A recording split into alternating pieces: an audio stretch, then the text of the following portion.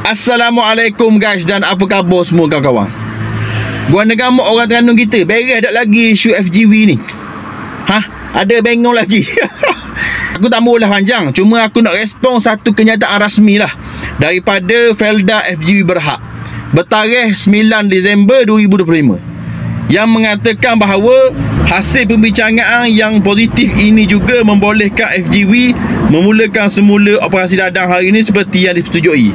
Ini adalah berikutan Kerajaan Negeri Terengganu melanjutkan lagi tempoh remedi sebulan sehingga 7 Januari 2026.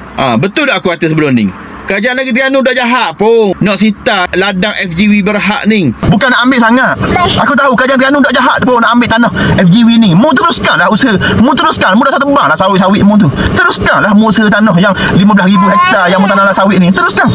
Cuma Kerajaan Negeri Terengganu minta bayar tunggakan hutang yang bertahun-tahun yang mu nak bayar. Kalau di negeri lain boleh ada pula mu bayar. Jadi hak rakyat Terengganu mu dah bayar. Tu je sebenarnya yang aku nak responnya. Ditulis lagi, perkembangan ini memberikan kelegaan besar kepada peneroka yang selama beberapa minggu ini berdepan ketidakpastian tentang pendapatan, masa depan keluarga dan kelangsungan hidup mereka. Aku kan bodohkan sebelum ni. 10 ladang FGV Berhad ni yang keseluruhannya lebih kurang 15,000 hektar ni tak ada peneroka. Yang adanya staf syarikat FGV tu je. Dia pun mengurus je. Yang kait kelapa sawit ni Indong dengan Bangla je. Nak yang gemung. Jadi sekarang ni, kalulah Esko Kerajaan Negeri Terengganu Dr. Azman Ibrahim menghantar notis KTN 425 yang memberi masa untuk mengalihkan semua aset-aset yang boleh dialih keluar daripada tanah kerajaan negeri tersebut. Apa kaitan dengan peneroka? 10 ladang FGV ni tak ada sabit langsung dengan peneroka. Baik kata sita ke tak sita ke, tak ada sabit dengan peneroka. Seseng pun hasil keuntungan daripada FGV Berhad ni dah masuk ke poket peneroka pun. Nak play victim pun agak-agak lah. Dah usah lah nak play victim sangat. Nak suruh rakyat Malaysia di luar sana yang tak tahu. Nak kabarnya macam jahat sangat lah Kerajaan Negeri Terengganu ni sampai larat memberi kesan kepada peneroka dan pendapatan mereka.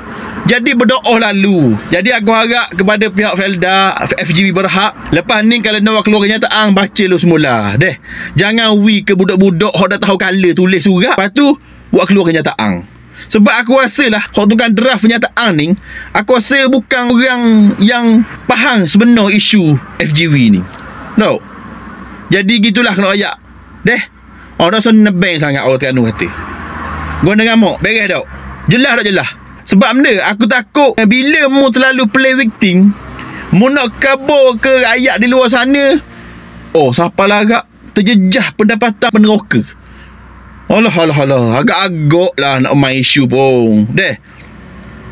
Jadi aku nak ayat kepada rakyat Terengganu, kita ni mestilah jadi orang cerdik, jangan mudah dibodoh-bodohkan oleh orang yang bodoh. Tu cerita dia. Beres tak beres? Mudah puas hati komen.